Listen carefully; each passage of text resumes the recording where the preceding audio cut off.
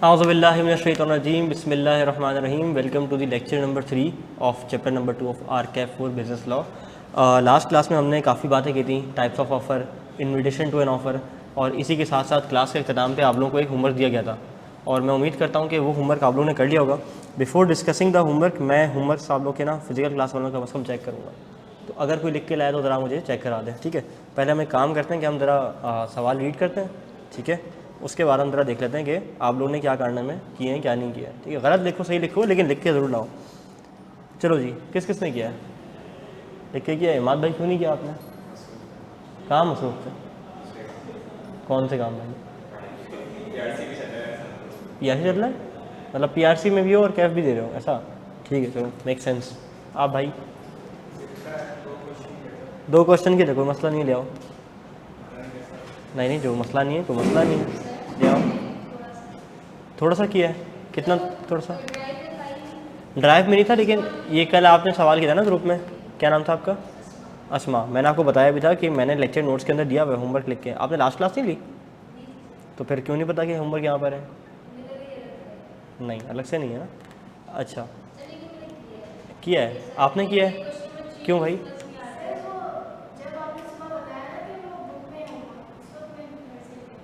सुबह बताया मैंने होमवर्क का? नहीं, कल रात का बताया हुआ है। ये मेरी गलती है। लास्ट क्लास में बोल कर गया था कि एक काम नहीं करना जो जिससे मेरा मीटर ना स्टार्ट हो जाता है कभी बार, वो है होमवर्क ना करना। क्योंकि अगर मैं इतनी एफर्ट दे रहा हूँ, क्लास में इतनी पार्टिसिपेशन आ रही हो, तुम लोग पढ़ रहे हो, सीख रहे हो, उसको एग्जीक्यूट कौन करेगा? मैं कितना ही अच्छा पढ़ा रहा हूँ, लेक्चर दे दूँ, तुम लोग को आलिम बना दूँ क्लास में बैठ के, लेकिन जब प्रैक्टिस नहीं करोगे बाहर जाके तो फिर फ़ायदा। तो क्लास से बाहर प्रैक्टिस तुम लोग की ज़रूरी है। हर चीज़ मैं नहीं करके दूंगा, हर चीज़ मैं नहीं कर सकता यहाँ पे। मेरा काम है मैक्सिमम पढ़ाना, अच्छा पढ़ाना, मैक्सिमम कॉन्सेप्ट डिलीवर करना, लेकिन उसके बाद घर पे जाके प्रैक्टिस करना तुम्हारा काम है, ठीक है। तो मेक श्योर कि अगली बार जब होमवर्क दूँ उतना होमवर्क लो जितना कर सको। सबने बोला नहीं सर 3 सवाल नहीं कर लेंगे, कह रहा किसी ने एक भी नहीं है, भाई ने किया हमारे बस। चलो ठीक है, कोई मसला नहीं है, भाई ने। चलो ठीक है, तुम बैठ जाओ, मैं तुम्हारा आंसर भी डिस्कस कर लूँगा साथ साथ, ताकि एक आंसर जो हमारे पास आया है हम उसको डिस्कस कर लें। ऑनलाइन वालों ज़रा आपने क्या नहीं बताओ, अभी ऑनलाइन वालों की तो खबर लें थोड़ी सी। कौन कौन है हमारे पास ऑनलाइन हजरात में से? आईफोन, मूसा, निदा, सादिया 2 बार है और एक बार उनजिला है। तो आप लोगों ने क्या होमवर्क करने की थोड़ी सी जहमत की है तो मुझे ज़रूर बताइएगा, मुझे जान की खुशी होगी। हाँ, की है किसी ने होमवर्क की? कोशिश की है किसी ने? हाँ, क्वेश्चन 3 का बता दें। एक एक करके ना इंशाल्लाह सारा कुछ डिस्कस करेंगे, ठीक है। टेंशन वाली कोई बात ही नहीं है, एक एक करके डिस्कस करेंगे इंशाल्लाह, सब कुछ डिस्कस करेंगे। यार ये मुझे ना तंग कर रहा है बस।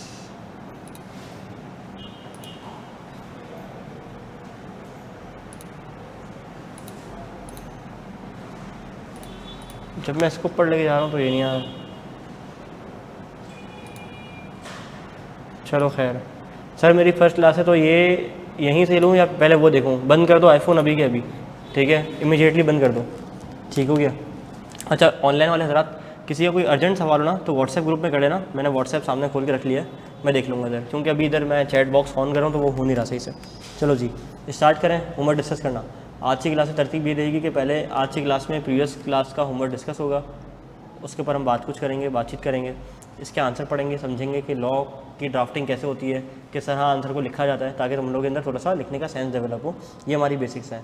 अगर इसको आज क्लास में लिखने का तरीका सीख लिया तो इंशाल्लाह ताला आगे भी ज़िंदगी आसान रहेगी, ठीक है। चलो जी, सबसे पहला सवाल है, is a valid contract created in a following scenarios. सवाल को पढ़ने से पहले, सवाल को सॉल्व करने से पहले तुम्हें पता होना चाहिए कि कॉन्ट्रैक्ट क्या है। क्या होता है कॉन्ट्रैक्ट? ऐसा अग्रीमेंट जो कि इन्फोर्सेबल बाय लॉ हो, और ऐसा प्रॉमिस जिसमें कंसिडरेशन हो वो अग्रीमेंट कहलाता है, और ऐसा एग्रीमेंट जिसमें इन्फोर्सिबिलिटी शामिल हो जाए वो क्या कहलाता है? कॉन्ट्रैक्ट कहलाता है। फिर हमने बात की थी कि एवरी अग्रीमेंट कॉन्ट्रैक्ट होता है या नहीं होता? हर एग्रीमेंट कॉन्ट्रैक्ट नहीं होता, बट हर कॉन्ट्रैक्ट अग्रीमेंट होता है। शाबाश।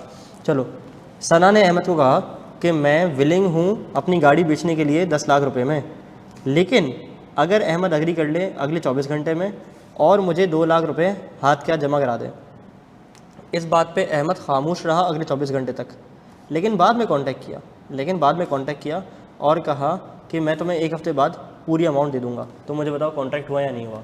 नहीं हुआ। क्यों? इसमें दो पहलू हैं। हाँ, इसमें दो पहलू हैं। नंबर 1 पहलू यह है कि कंडीशन फुलफिल नहीं हुई। उसने कहा था कि अगले 24 घंटे में तुम मुझे जो है 2 लाख रुपए दे दो, ठीक है, बाकी पैसे देखते रहेंगे। और अहमद ने क्या किया? अहमद 24 घंटे तक साइलेंट रहा, लेकिन उसके बाद उसने आके क्या कहा अहमद ने आके? क्या दिया? काउंटर ऑफर दी। शाबाश, ठीक है, यही सुनना चाह रहा था। इस सवाल के दो पहलू थे। तो हम कहेंगे कि नहीं, कोई वैलिड कॉन्ट्रैक्ट इसमें क्रिएट नहीं हुआ। क्यों नहीं हुआ? क्योंकि कंडीशनल ऑफर थी और उसने उस कंडीशन के साथ उसको कबूल नहीं किया, तो ऑफर क्या हो गई? एक्सपायर हो गई। और दूसरी बात ये कि उसने चूंकि अब काउंटर ऑफर कर दी है, तो अब ये एक नई ऑफर हो गई है। अगर उसको एक्सेप्ट करेगा तो ही वैलिड कॉन्ट्रैक्ट क्रिएट होगा, ठीक है। इसका हम आंसर पढ़ते हैं पहले, फर्स्ट वाले पार्ट का, फिर हम भाई का आंसर भी देख लेंगे। कहते हैं कि नॉट अ वैलिड कॉन्ट्रैक्ट। अच्छा, इसमें नंबर ही नहीं हुई भी, ये 1 है, ये 2 है, ये 3 है, ये 4 है। कहते हैं not a valid contract. Ahmed की खामोशी और लेट रिस्पॉन्स एक्सेप्टेंस नहीं बनाती within the specified time frame. Sana के ऑफ़र इंक्लूडेड थी स्पेसिफिक कंडीशन जो कि पूरी नहीं हुई थी। उसने जो लेटर ऑफ़र दी है उसे हम काउंटर ऑफ़र कहेंगे, जिससे ओरिजिनल ऑफ़र कैंसिल हो जाएगी। यहाँ तक किसी को कोई मसला, कोई परेशानी? अच्छा, Ahmed does not fulfil the condition of the offer given by Sana, that's why it does not made a contract, it does not constitutes a contract. थोड़ा सा हम अच्छे लफ्ज़ इस्तेमाल कर सकते हैं। आहिस्ता आहिस्ता ना मैं तुम लोग को बताऊंगा कि तुम लोग इसकी जगह कौन सा लफ्ज़ अच्छा इस्तेमाल कर सकते हो। तो जैसे अपने पास लिख लो कि मेड की जगह क्या? Constitute a contract between Sana and Ahmed. अच्छा, तुमने एक पहलू मिस कर दिया, कौन सा? काउंटर ऑफर वाला, वो भी लिखना था, ठीक है। चलो, हाँ कर सकते हैं, वो तो पुरानी ऑफ़र ख़त्म हो गई, फिर एक उसने नई दोबारा से ऑफ़र कर दी, ठीक है। Hina offer to sell her antique clock to Sameer for ₹50,000। कहती है कि offer will expire unless Sameer pay the full amount within 2 days. कहती है अगर अगले 2 दिन में तुमने पूरे पैसे जमा नहीं करा है तो ऑफर क्या हो जाएगी? एक्सपायर हो जाएगी। समीर ने कोई रिस्पॉन्स नहीं दिया या दिया? Sameer respond within 2 days offering 45,000 instead. अब ये क्या है? सेम केस है, काउंटर ऑफर है। In this scenario Sameer is response to Hina offer is made a counter offer, so it is not a contract. बिल्कुल ठीक है, तुम्हारी बात बिल्कुल ठीक है। हमने थोड़ी सी प्रोफेशनल इंग्लिश करेंगे, बस और कुछ भी नहीं है। ये देखो, not a valid contract, Sameer का response constitute a counter offer which cancels Hina original offer. For a contract to exist Sameer must accept the exact terms of Hina's original offer. ये एंड की लाइन ना भी लिखो तो चलेगा, कोई मसले वाली बात नहीं है। बहुत अच्छा जवाब लिखा है, बिल्कुल सही लिखा है। किसी को कोई मसला, कोई परेशानी सवाल में? हाँ, कोई मसला, कोई परेशानी, कोई प्रॉब्लम? मैं साथ साथ ग्रुप भी चेक कर रहा हूँ बिजनेस लॉग का कि कोई हाँ क्वेरी ना डाल दे, क्योंकि यहाँ चैट बॉक्स ओपन हो नहीं रहा है। चलो जी, आरिफ ने डिस्प्ले की अपनी गाड़ी for sale online with a price tag of ₹8 lakh. सारा ने उसको कांटेक्ट किया, और कहा कि हाँ मैं अग्री करती हूँ उस प्राइस पे, लेकिन गाड़ी ना 1 महीने के लिए रिजर्व रख लो जब तक मैं पैसा अरेंज कर दूँ। आरिफ ने रिस्पॉन्ड ही नहीं किया, यानी कि आरिफ ने कहा कि मैं अपनी गाड़ी बेचूंगा। सना आती है, कहती पैसे नहीं है, 1 महीने तक गाड़ी रोक लो, अगले महीने पैसे दे दूंगी। ये क्या है? काउंटर ऑफर है। काउंटर ऑफर तो नहीं है, मतलब उसने फजूल की कंडीशन लगा दी है। एक कंडीशनल ऑफर भी नहीं, कंडीशनल ऑफर तो ऑफर देता है। हाँ, उसने कंडीशनल एक्सेप्टेंस दे दी कि जब भी एक्सेप्ट करूँगी, जब जो है तुम ये सारा काम करोगे। तो कोई ऑफ़र केस में हुई है? ऑफ़र तो हुई है, क्या कोई एक्सेप्टेंस हुई है? नहीं। एक्सेप्टेंस का मतलब होता है उसी शराइत के साथ उस चीज़ को मान लेना, एज इट इज़ मान लेना। कल लैपटॉप बैग वाली मिसाल याद है कि लैपटॉप बेच रहा हूँ, उसने बोला हाँ ठीक है, अगर लैपटॉप के साथ बैग भी इंक्लूड कर दो क्या ही अच्छा हो जाए। तो ये क्या हो गई? काउंटर ऑफर हो गई। तो इसी तरह से ये भी काउंटर ऑफर हो जाएगी एक तरह से। चलो, नहीं, इन्विटेशन तो ऑफर नहीं होती। ये देखो, not a valid contract, Sara का response does not indicate an acceptance but a request to modify the terms. उसने एक रिक्वेस्ट कर दी मॉडिफाई करने के लिए। ये काउंटर ऑफर भी नहीं है basically. To reserve the car for a month which is not a binding unless Arif explicitly agrees, silence does not equal acceptance. हमारा एक बड़ा मशहूर जो है वो लाइन है, हमारे यहाँ उर्दू ज़बान में बोली जाती है कि खामोशी नीम रज़ाबंदी होती है। बोली जाती है ना कि अब्बा से बोला अब्बा मैं जाऊँ, अब्बा जाऊँ, अब्बा जाऊँ, अब्बा ने कुछ भी नहीं बोला, अब्बा खामोश थे। फिर अम्मी की बात आता था, अम्मी अब्बू ने बोला है, कुछ बोला ही नहीं अब्बू ने, चुप है। तो बचपन में कहते हैं ना बेटा खामोशी नीम रज़ामंदी होती है, जो करना कर ले, ठीक है। अब वो हमारे अब्बाओं की खामोशी तो कुछ और ही होती थी, ठीक है, पता है चमाहट आने आगे से। तो ऐसा कुछ नहीं है लॉ में, कानून में कुछ भी नहीं है। आपने अगर किसी चीज़ की एक्सेप्टेंस देनी है तो आपने अपने मुंह से बताना है कि हाँ मैंने कबूल किया, ठीक है। यहाँ पे भी कोई वॉलिड कॉन्ट्रैक्ट क्रिएट हुआ या नहीं हुआ, बोलो भाई। नहीं हुआ। अच्छा, ये सवाल खुद का बनाया हुआ तो किसी किताब में तो नहीं मिलेगा होपफुली। बिलाल एक स्टोर ओनर था, डिस्प्ले करता है गुड्स अपनी शॉप में विद प्राइस टैग। ये तो इन्विटेशन टू ऑफर जैसी चीज़ लग रही है। Allowing the customer to help themselves through a self service system. Zara pick करती है एक coat from the rack, takes it to the cashier and says she will pay next week, asking him to hold the coat for her. ये तो गाड़ी रखवाने जैसी बात हो गई है। अब बताओ कोई कॉन्ट्रैक्ट क्रिएट हुआ है, उसने बोला हाँ ठीक है अगले हफ्ते रख लूँगा, मैं संभाल लूँगा, देख लेता हूँ, तो क्या स्टोर वाले की कोई लायबिलिटी बनेगी इस केस में? नहीं बनेगी ना, इन्फोर्सेबल बाय लॉ ही नहीं, कोई कॉन्ट्रैक्ट ही नहीं हुआ, बस ज़बानी कलामी ऐसी बात की कि ये कोट मुझे पसंद आ गया है रख लो। अब वो ना रखे ना रखे, कोई कॉन्ट्रैक्ट नहीं हुआ, ठीक है।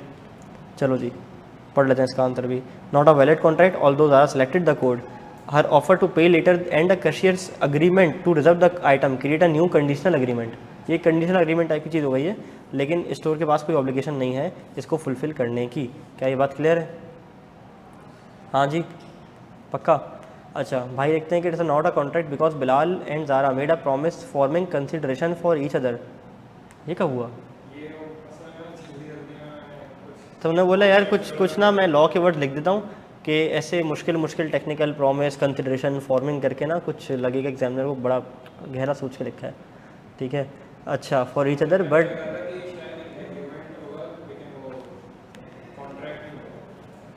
नहीं, तुमने लिखा है promise forming consideration for each other but there is no such legal obligation. हाँ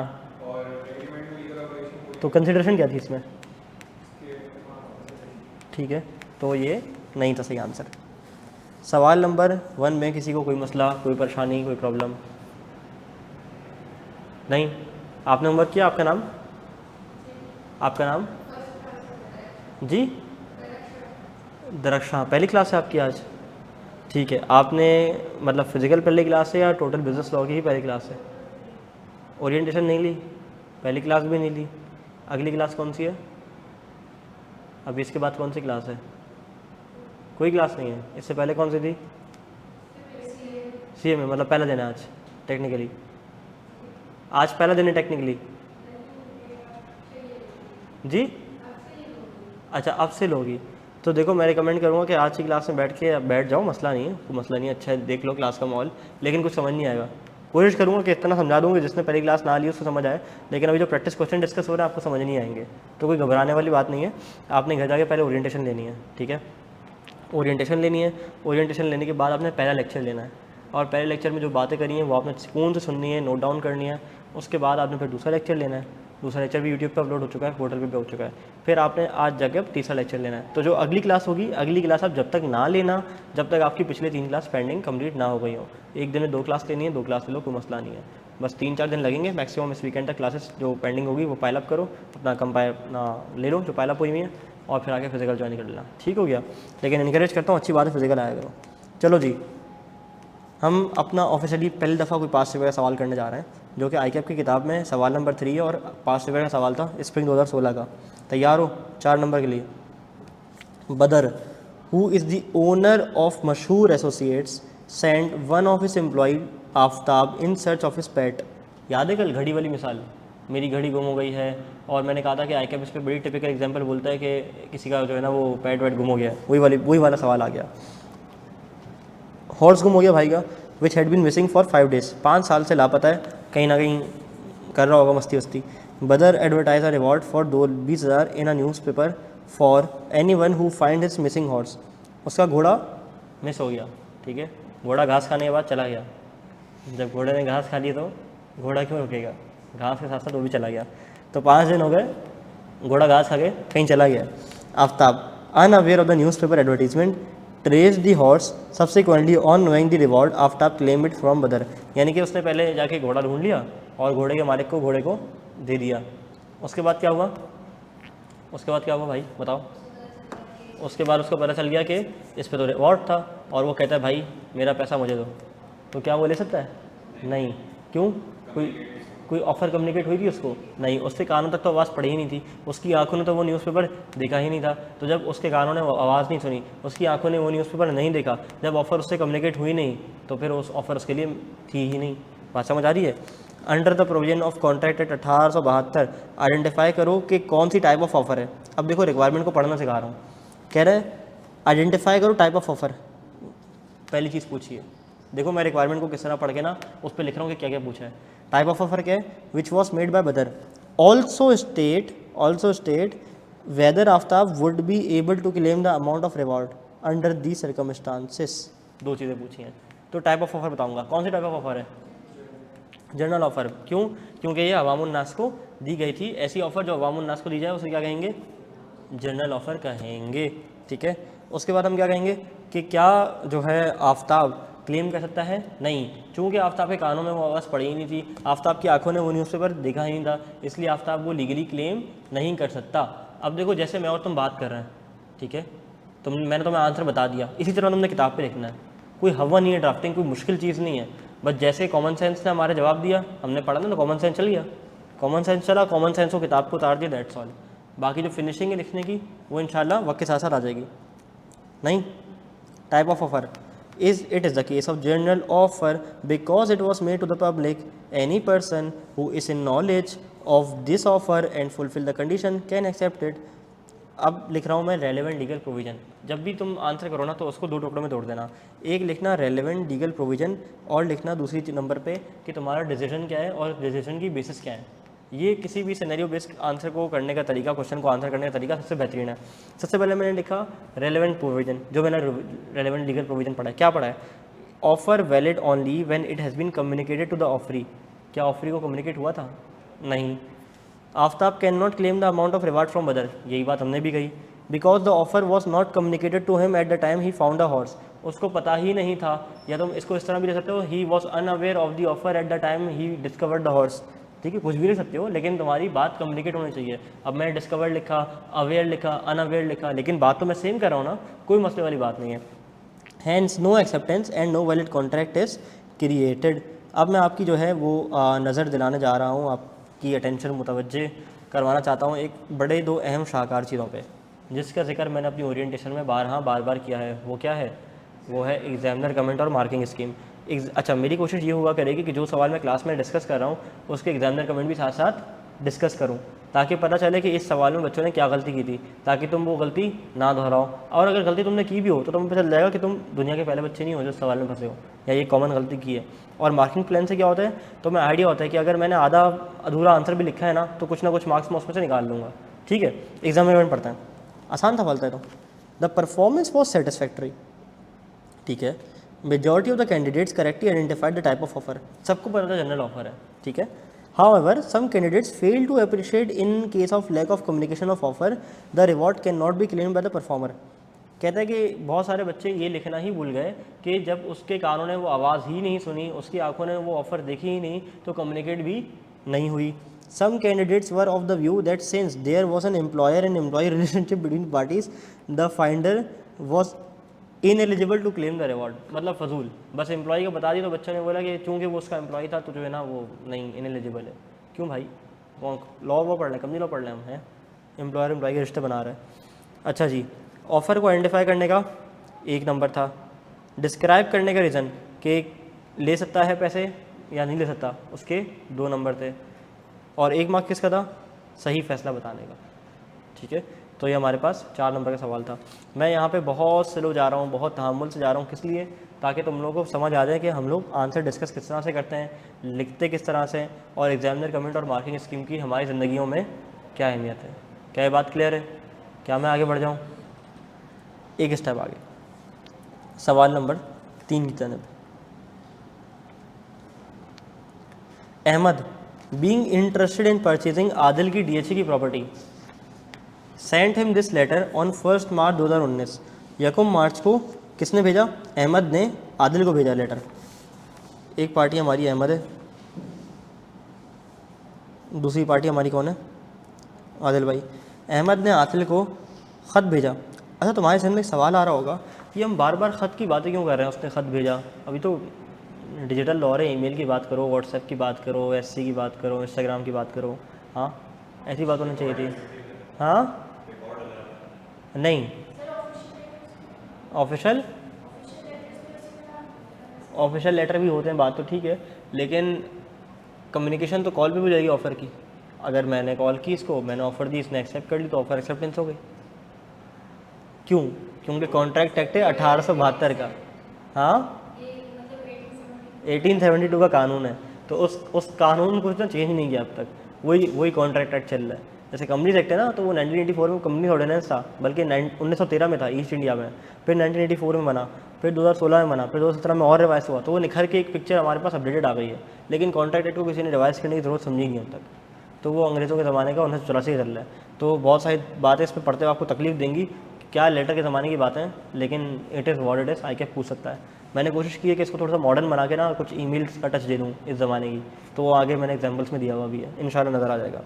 चलो जी, Ahmed being interested in purchasing Adil की डीएचए की प्रॉपर्टी, उसको लेटर भेजता है 1 मार्च 19 को कि मैंने सुना है कि तुम अपनी डीएचए की प्रॉपर्टी बेच रहे हो। डीएचए की प्रॉपर्टी बेच रहा है, अच्छा। I am very much interested in purchasing, will you please consider selling the same to me. कहता है क्या तुम मुझे बेचना पसंद करोगे, और तुम्हें अब तक सबसे जो हाईएस्ट प्राइस मिली है वो क्या मिली है, ये क्या है, ये ऑफ़र है, क्या है, ये इंक्वायरी है, ये ऑफ़र नहीं है। चलो आगे बढ़ते हैं। आदिल ने कहा यार मुझे जो हाईएस्ट कोड मिला है ना वो 35 मिलियन मिला है, तो क्या ये कोई एक्सेप्टेंस है या कोई ऑफ़र है, ये भी कुछ नहीं, क्या है, बातचीत, बास पुरस कहते हैं ना उर्दू में उसको, वो चल रही है।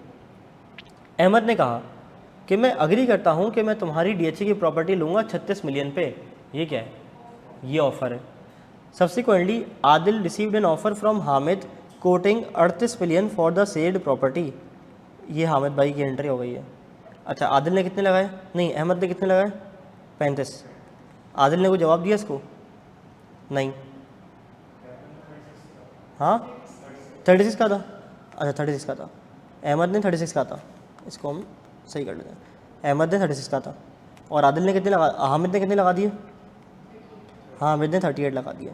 अच्छा वो कहता है कि what will be Adil liability toward Ahmed if he wishes to make sale to Hamid. कहता है क्या कोई आदिल की लायबिलिटी होगी अहमद के सामने, अगर वो चाहे तो उसको एक अच्छी ऑफ़र आई है और वो जो है इसको 38 में बेचना चाहे तो बेच सकता है या नहीं बेच सकता। छोड़ो कॉन्ट्रैक्ट रेट, छोड़ो सब कुछ, कॉमन सेंस की बात करते हैं, सेल परचेज ट्रांजैक्शन की। उसने एक्सेप्ट की नहीं थी, वो खामोश रहा, या उसने जवाब ही नहीं दिया, उसने एक कान से सुन के दूसरे कान से उड़ा दिया। आगे से अच्छी ऑफ़र आ गई तो वो उसको बेचेगा, डेफिनेटली बेचेगा, इसमें कोई दो राय नहीं है। तो क्या कोई लायबिलिटी होगी, नहीं। इसको ड्राफ्ट किस तरह करेंगे, कहाँ से बात शुरू करेंगी, बात बताएं आप मुझे, आप इस आंसर को अगर लिखना चाहें तो कहाँ से शुरू करेंगी। हाँ हाँ आपसे ही पूछा है,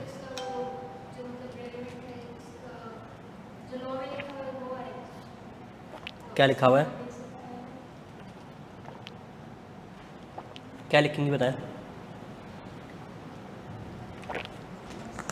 हल्का नहीं पढ़ना, आज बहुत सारे सवाल सॉल्व करने आपने, हाँ हल्का नहीं पढ़ना, आज बहुत सारी चीज़ सॉल्व करवानी है मैंने आप लोगों से। ड्राफ्टिंग की नहीं, चलो इतना तो पता है ना कि उसकी कोई लाइबिलिटी नहीं है। आओ दोबारा पढ़ लेते हैं आंसर इसका। देखो circulation of information is not an offer और एक्सेप्टेंस, ना ये ऑफर है ना ये एक्सेप्टेंस है, ये सिर्फ एक्सचेंज ऑफ इन्फॉर्मेशन है। नहीं, पहली वाली जो बात थी कि कितने की बेच रहे हो, मैंने सुना है, हाँ मैं इतने की बेच रहा हूँ, हाईएस्ट बिड कितने की मिली है, तो ये क्या है, इन्फॉर्मेशन एक्सचेंज कर रहे हैं, ये कोई ऑफर नहीं है।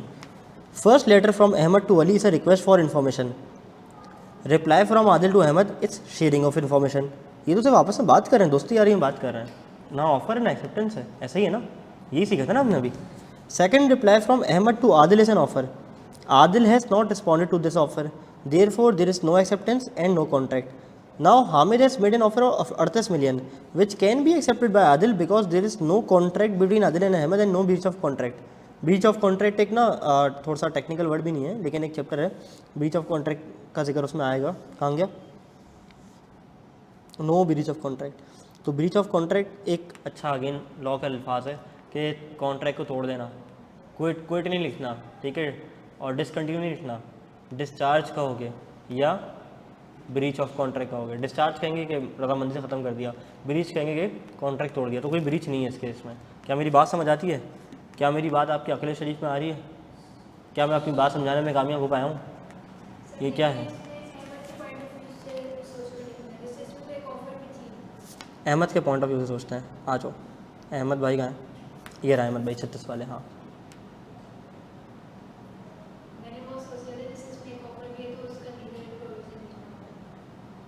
अब क्लियर है? कोई मसला, कोई परेशानी, कोई सवाल किसी का, किसी भी किस्म का? थोड़ा सा चैट का सैर कर लेते हैं। नहीं है चैट में कोई मैसेज नहीं है। चलो जी, बढ़ जाए मैं एक स्टेप आगे। चलो जी, आज की क्लास का आगाज़ करते हैं। मेरे प्यारे भाई तिलावत कर दो यार ज़रा। आप आज तिलावत नहीं होगी।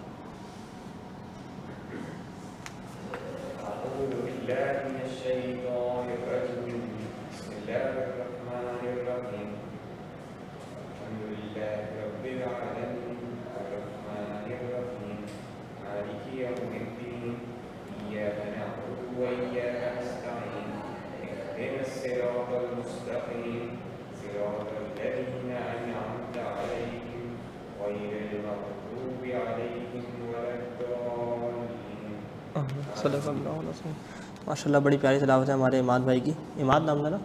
सही। चलो जी, revocation and offer of proposal, यानी कि एक ऑफ़र या प्रपोज़ल कब रिवोक हो सकती है। रिवोकेशन ऑफ एन ऑफ़र या प्रपोज़ल हमने पढ़ा था कि ऑफ़र भी कहते हैं और प्रपोज़ल भी कहते हैं। ऑफ़र की डेफिनेशन मुझे कौन सुनाएगा? हाँ बताएं।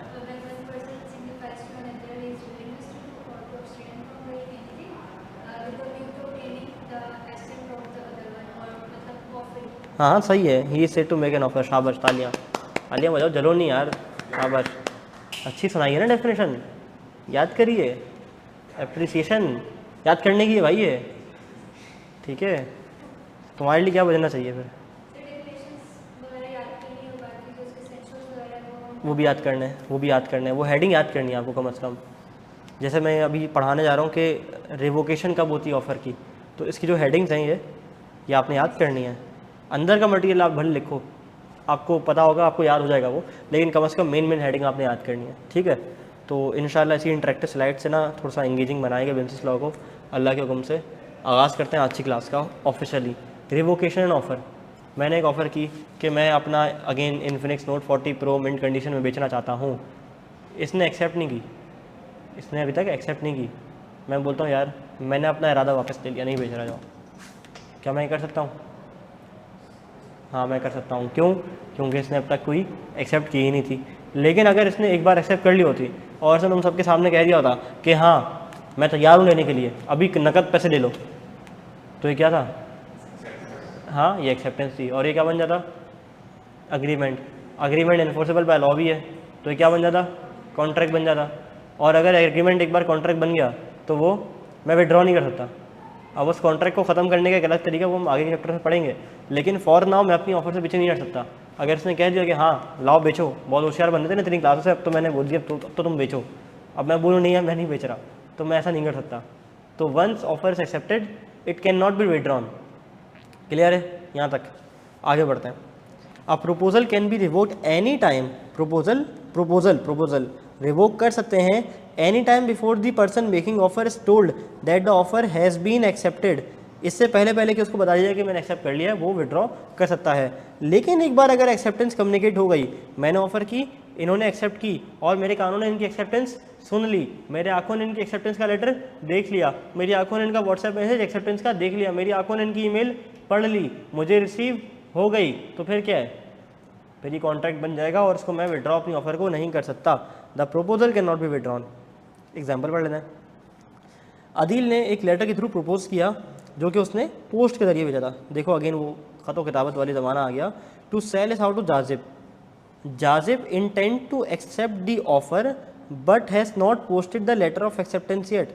आगे जाके हम पढ़ेंगे एक्सेप्टेंस के अंदर कि एक्सेप्टेंस कब कम्युनिकेट हो जाती है, कब समझा जाएगा कि उसने अपना जवाब दे दिया और अब मैं विड्रॉ नहीं कर सकता। अभी तो हम क्लोज डिस्टेंस में ना, अगर हम व्हाट इफ लॉन्ग डिस्टेंस में होता है, ठीक है, ये अपने घर पे, मैं अपने घर से, ठीक है, और मैं ना पोस्ट एक्स पे जाके जो है ना उनको एक लेटर भेज रहा हूँ और उस लेटर के थ्रू जो है मैं इनसे बात कर रहा हूँ, तो इनको इनको लेटर मिल गया, इन्होंने अपनी एक्सेप्टेंस मुझे कम्युनिकेट कर दी, लेकिन वो लेटर मुझे नहीं मिला, तो फिर आगे जाके हम पढ़ेंगे कि क्या वो वाकई उन्होंने एक्सेप्टेंस दे दी है या नहीं दी है, कब मान लिया जाएगा कि उन्होंने एक्सेप्टेंस दे दी है। तो ये सारी चीज़ें हम आगे जाके पढ़ेंगे। तो बात क्या चल रही थी हमारी कि इन्होंने जाजिब ने इंटेंड किया टू एक्सेप्ट द ऑफर, लेकिन अपना लेटर ऑफ एक्सेप्टेंस अभी तक जमा नहीं कराया। आदिल क्या कर सकता है? रिवोक कर सकता है। क्यों? क्योंकि इन्होंने तो अपना काम किया ही नहीं, इन्होंने तो एक्सेप्टेंस जमा कराई ही नहीं। Adeel proposes by letter send by post to sell this out to Jazib, Jazib ने लेटर ऑफ एक्सेप्टेंस पोस्ट कर दिया है। अब अदील भाई अपनी ऑफ़र को रिवोक नहीं कर सकते। क्यों? क्योंकि जाजिब ने लेटर ऑफ एक्सेप्टेंस को पोस्ट कर दिया है, भले वो अदील को मिलाओ ना मिलाओ, इट डजेंट मैटर। ठीक है, चलो जी। रिवोकेशन ऑफ एन ऑफ़र या प्रोपोज़ल, एक ऑफ़र या प्रोपोज़ल कितनी तरह से रिवोक हो सकता है, वो कौन सी कंडीशंस हैं, वो कौन सी सूरत हाल हैं जब एक ऑफ़र मेरी रिवोक हो सकती है। इसके अंदर हम पढ़ने जा रहे हैं तकरीबन कोई अल्लाह वाला करे 6 चीज़ें। Number 1 is revocation is through notice. Number 2 revocation by expiration of time. Number 3 revocation by non fulfilment of conditions. Number 4 revocation by death और insanity. Number 5 termination by non acceptance और rejection. And number 6 termination by counter offer. अच्छा, जो MIRO लिखा हुआ है ना, ये छाप नहीं देना अपने नोट्स में, कहीं समझो कि हर सर ने हर स्लाइड पे लिखा है, बड़ी कोई काम की चीज़ है। ठीक है, ये कोई काम की चीज़ नहीं है, जहाँ से मैं स्लाइड बनाई है ना उसका नाम है, वो प्रीमियम वर्जन ख़रीदा हुआ नहीं है, वो इतना सारा डॉट हटाने के लिए, सारे काम वैसे ही होते। तो डिज़ाइनर साहब ने बोला कि ज़रूरत नहीं है, डिज़ाइनर साहब ने चला दिया। ठीक है, तो बहुत सारी चीज़ें इसमें से तुम लोगों ने पढ़ी हुई हैं, यानी कि तुम हेडिंग पढ़ के मुझे पढ़ा सकते हो अभी इंशाल्लाह अल्लाह के हुक्म से, कि हमने इतनी सारी चीज़ें सीख ली हैं कि किस तरह से रिवोकेशन होती है। चलो, अगर मैं पूछूं revocation by expiration of time, मुझे उम्मीद है बता देंगी, बताओ। 24 आवर्स का टाइम दिया था, एक्सपायरेशन ऑफ टाइम हो गया। ठीक है, रिवोकेशन थ्रू नोटिस, तुम बताओ रिवोकेशन थ्रू नोटिस कैसे होगा?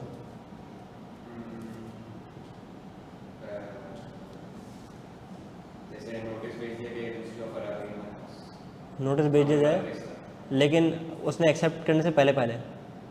हाँ ठीक है। Revocation by non fulfilment of condition, आप बताएं कैसे हो सकता है?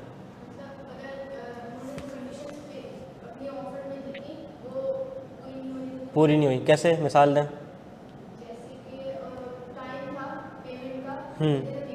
With in a week payment करनी थी, ठीक है, नहीं हुई, ठीक है। चलो आप बताएं, आपकी पहली क्लास है लेकिन आप बता देंगी। रिवोकेशन बाय डेथ और इंसैनिटी, नहीं? चलो तुम बताओ, तुम्हारी पहली क्लास नहीं है। पहली क्लास है वाकई में? तुम्हारी तो नहीं है ना भाई। चलो बताओ, रिवोकेशन बाय डेथ और इंसैनिटी कैसा होता है? सामने वाला बंदा मर गया, ख़त्म, टाटा बाय बाय। ठीक है, दोनों में से कोई एक रीज़न हो सकता है। ठीक है जी। टर्मिनेशन, हाँ पागल हो गया, पागल आनंद भाई। हाँ हाँ, इंसैनिटी आनंद भाई, सब्जेक्ट कुछ महसूस नहीं कर सकता, जैसे वो नताशा के केस में हुआ था, गाड़ी ठोक दी और फिर बोला भाई ये बाजी पागल है। यार वो इंसिडेंट ना मेरी आंखों देखा था, यानी कि वो होने के बाद, और अल्लाह कभी कभार आपको ऐसा बचाता है कि आपने सोचा भी नहीं होता। मैं हमेशा 6 बजे यहाँ से निकलता हूँ, 6 बजे ना मेरा एक दोस्त है यहाँ पे अरसलान काम करता है, तो उसका ऑफ होता है।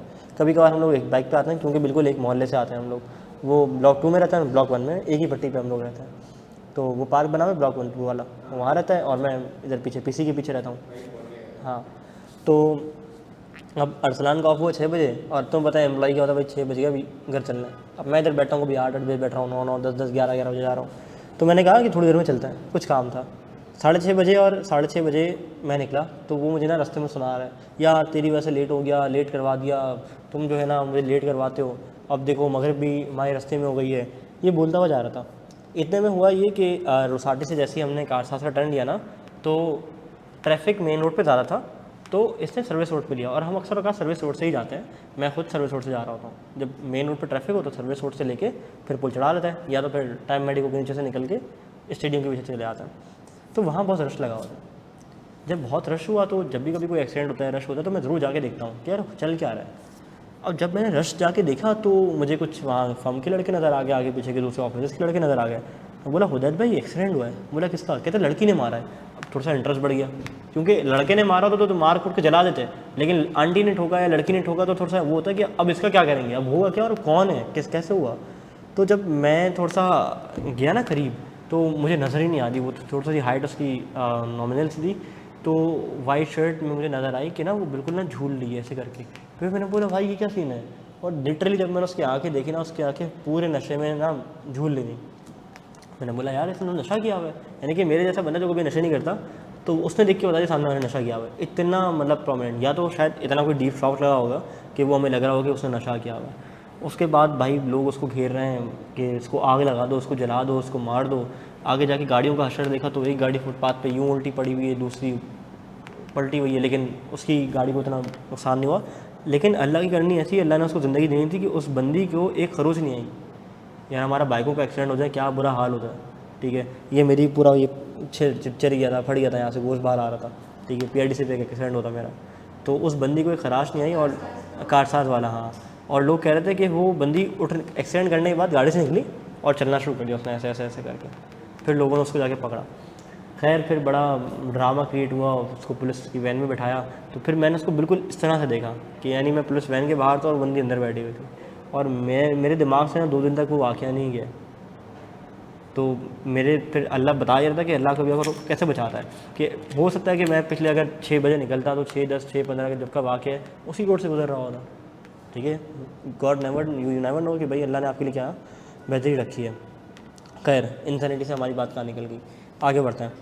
टर्मिनेशन बाय नॉन एक्सेप्टेंस और रिजेक्शन। आप बताएं नॉन एक्सेप्टेंस क्या, मना कर दिया, रिजेक्शन रिजेक्ट कर दिया।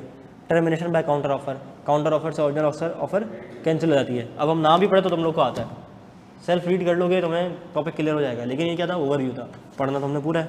आ जाओ अब इंशाल्लाह जब हम बात करेंगे तो हमारी बात जो है ज़्यादा अच्छे से क्लियर होगी हमें। चलो जी, revocation of an offer proposal.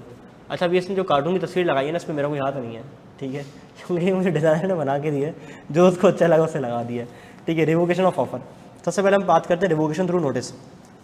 यानी कि मैंने इनको नोटिस भेजा, इनको नहीं, चलो तो मैं भेजा हूँ, रोलेक्स की गाड़ी बेच रहा हूँ आज, ठीक है। मैंने इसको इमाद को नोटिस भेजा कि क्या तुम मेरी रोलेक्स की फ़र्स्ट कॉपी ख़रीदना चाहोगे, मैं ये बेचना चाह रहा हूँ 16,000 रुपये में, ठीक है। उसके बाद तुमने एक्सेप्ट किया ही नहीं, 1.5 दिन गुजर गया, मुझे पता है कि मैंने फुल फास्ट सर्विस पर कुरियर भिजवाया है, तुम्हारे पास शाम तक लेटर आ चुका होगा और तुमने रिसीव भी कर लिया होगा। मेरे पास मैसेज भी आ गया था कि जनाब आपका लेटर पोस्ट हो गया है, लेकिन तुम्हारा रिप्लाई नहीं आया अगले दिन तक, 2 दिन तक। मैं दोबारा लेटर भेजा कि मैं जो मैंने रोलेक्स की जो ऑफ़र की है वो मैं विड्रॉ कर रहा हूँ। तो ये क्या हो गई, रिवोकेशन थ्रू नोटिस। इसको थोड़ा अगर जदीद टच देना है तो वो ईमेल के थ्रू भी रिवोक कर सकते हैं, शायद इसमें डाला है नीचे, आओ देखते हैं। Revocation through notice, a proposal can be revoked, a proposal can be revoked if the proposer communicate a notice of revocation to the other party. जो कि मैं इस मिसाल में प्रपोजर था और मैंने अपना रिवोकेशन का नोटिस किसको, इमाद भाई को सेंड कर दिया, तो ये क्या हो गई, रिवोकेशन थ्रू नोटिस हो गई, ठीक है। Example, Ali offer to sell his bike to Ahmad for rupees 50,000। Before Ahmed accept the offer, Ali calls him and withdraw the offer. Since the acceptance was not communicated, the offer can be revoked. The offer is revoked. बात समझ आती है। Acceptance होने से पहले पहले मैं अपनी ऑफर को क्या कर सकता हूँ, बोलो भाई, रिवोक कर सकता हूँ, विड्रॉ कर सकता हूँ। चलो जी,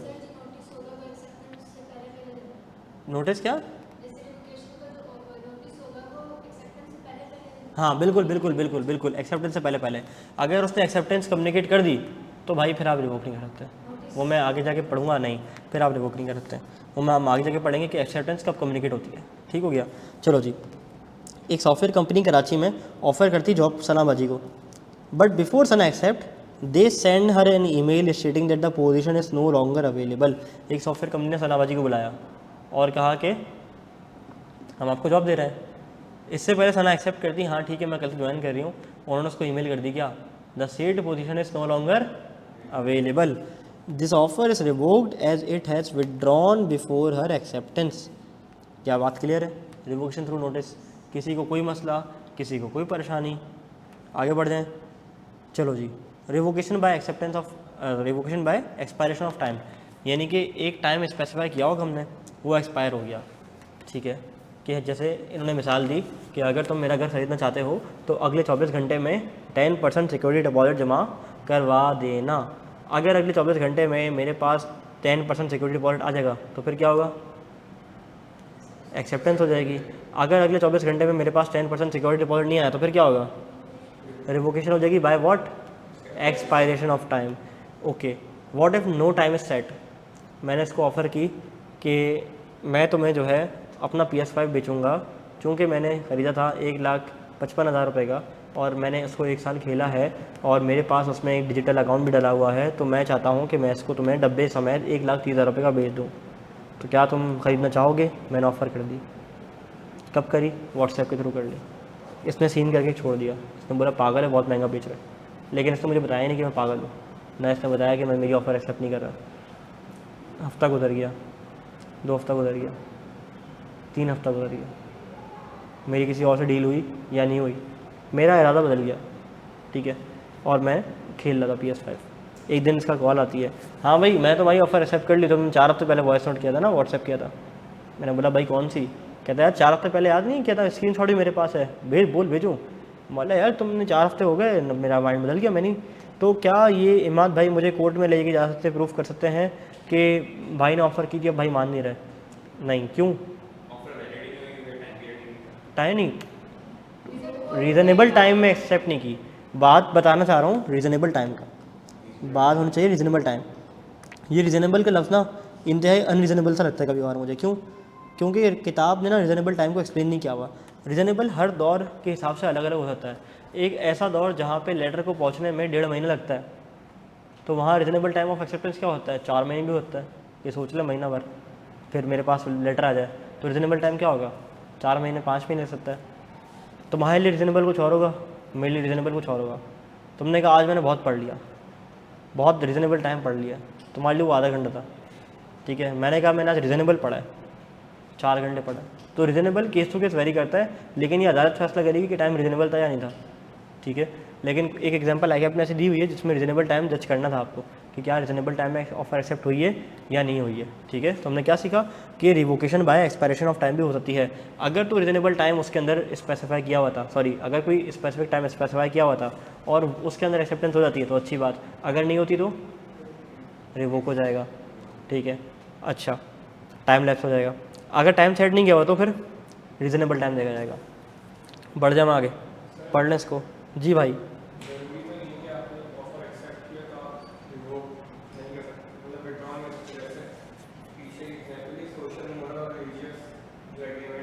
हाँ हाँ हाँ, नहीं करता। हाँ, कोई मसला नहीं, कोई मसला नहीं, कोई मसला नहीं है, क्योंकि वो तो नियत ही नहीं थी, मेरी इंटेंशन नहीं थी कि मैं इन्फोर्सबल बाय लॉ करवाऊँगा उसको, ठीक है। Revocation by expiration of time, अब इसको पढ़ लेते हैं, इंशाल्लाह हमारी बात समझ आ जाएगी हमें। If a time set for the acceptance of the proposal can be revoked if the time lapses without acceptance. यानी कि 1 महीने के अंदर सिक्योरिटी डिपॉजिट जमा करा दो, नहीं आया 1 महीने के अंदर, 1 हफ्ते के अंदर, 1 दिन के अंदर, जो मैंने स्पेसिफाई किया हुआ था। If no time is set, the proposal can be revoked after a reasonable time has passed without communication of acceptance। PS5 वाली मिसाल। आओ एग्जाम्पल पढ़ लेते हैं, यहाँ की किताब की एग्जाम्पल पढ़ लेते हैं, देखते हैं किताब क्या कहना चाह रही है। Zainab offer to sell her phone to Ayesha for ₹30,000 and give her until Sunday to decide. Sunday अगर पास हो गया और आयशा ने एक्सेप्ट नहीं किया तो फिर क्या होगा? विदड्रॉ। एक कॉन्ट्रैक्टर है, कॉन्ट्रैक्टर से ना मुझे टचकुले याद आता है, ठीक है, यही मेरी गलती है। अच्छा, तुमने कल एक सवाल किया था, किसने किया था? तुमने किया था, उसने किया था, तुमने किया था शायद, कि इम्प्लाइड ऑफ़र क्या होती है? नहीं, हाँ है ना, तुमने किया था ना। इम्प्लाइड ऑफ़र क्या है, इम्प्लाइड इन्विटेशन क्या किया था? तुम्हें ना एक मैं बताऊँगा इस पर बात। A contractor in Lahore proposes to build a house for rupees 2 million, giving the client 5 days to agree. If the client does not respond within 5 days, proposal is revoked due to the lapse of prescribed time। क्या मेरी बात समझ आती है? ठीक है, चलो मुझे बताओ, इम्प्लाइड इन्विटेशन टू ऑफर की कोई एग्जांपल दो। इन्विटेशन टू एन ऑफर, हाँ, ग्रेट।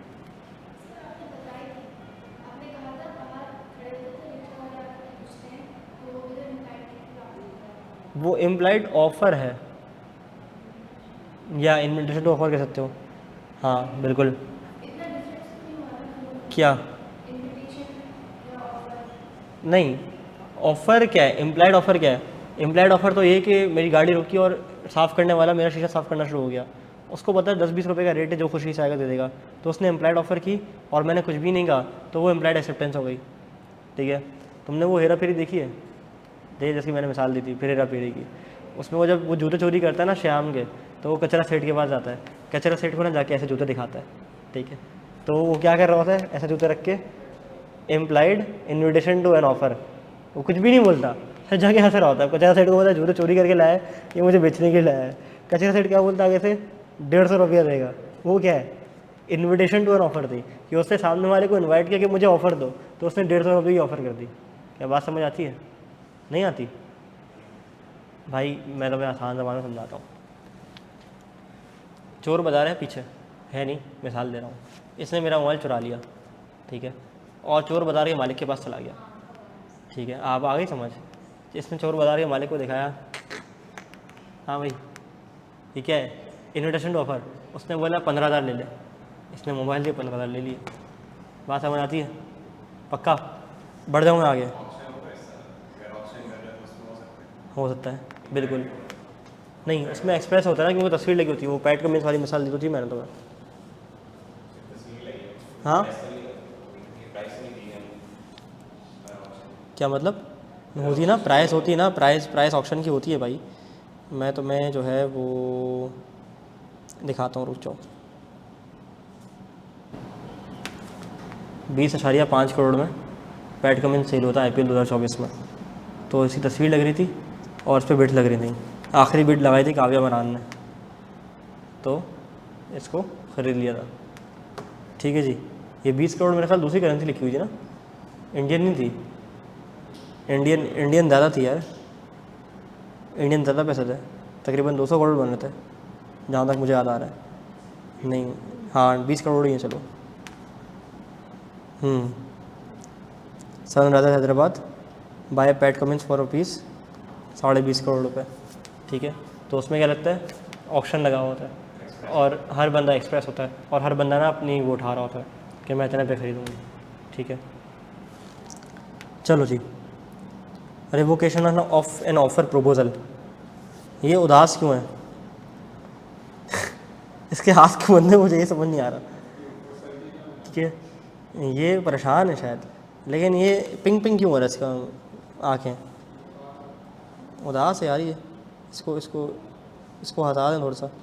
हंस भी नहीं रहा यार, तो ज़्यादा उदास है।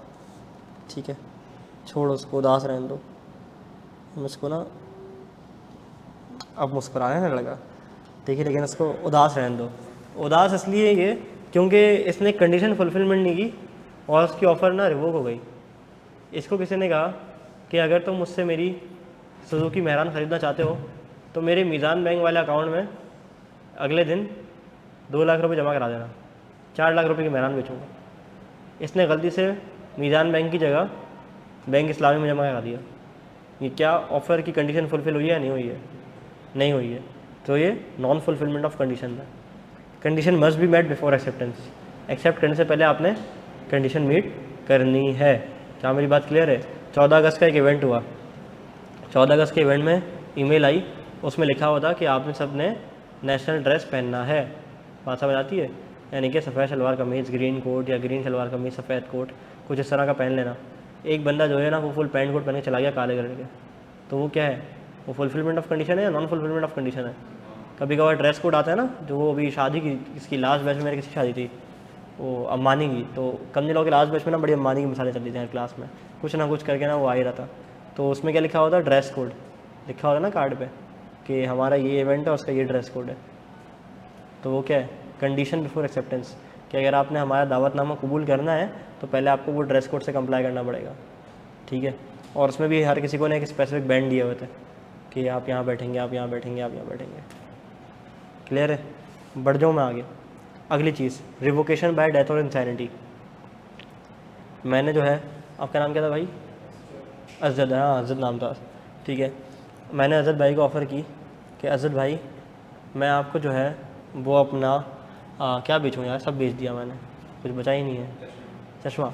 मैंने कहा अजद भाई को, अजद भाई मैं आपको अपना चश्मा बेचूँगा और ये इसमें मैंने ना ग्लासेस लगवाए हैं जो कि हाई बीम को प्रोटेक्ट करता है। अभी सब ब्लर हो गया है। ठीक है, मैंने असद भाई को कहा कि मैं चश्मे के बगैर रहने की कोशिश करता हूँ, ठीक है, और मैं आपको अपना चश्मा बेचूंगा जिसमें मैंने एक ऐसे ग्लास लगवाया है जो कि हाई बीम को तकरीबन 70% पे रिफ्लेक्ट करता है।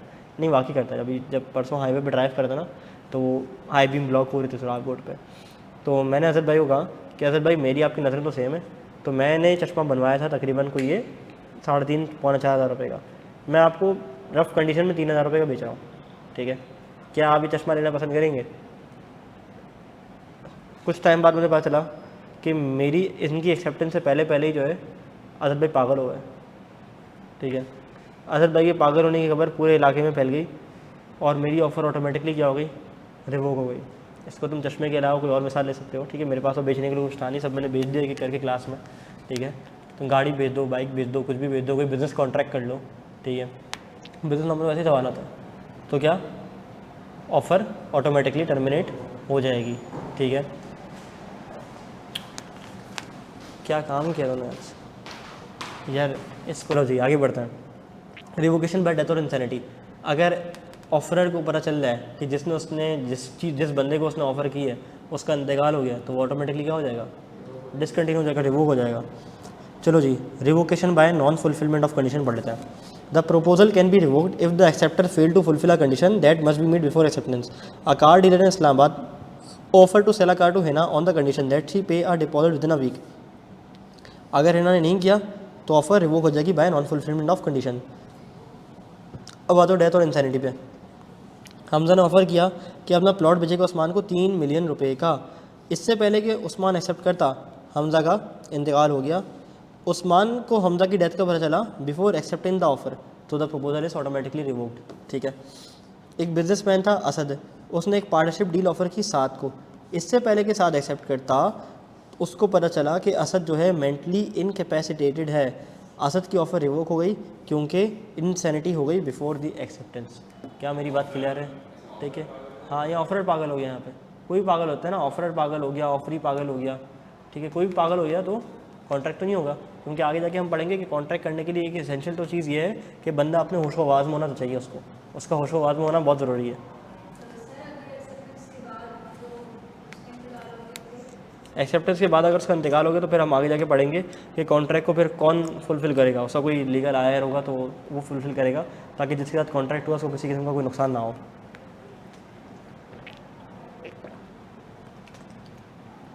ऑनलाइन वाला सब क्लियर है?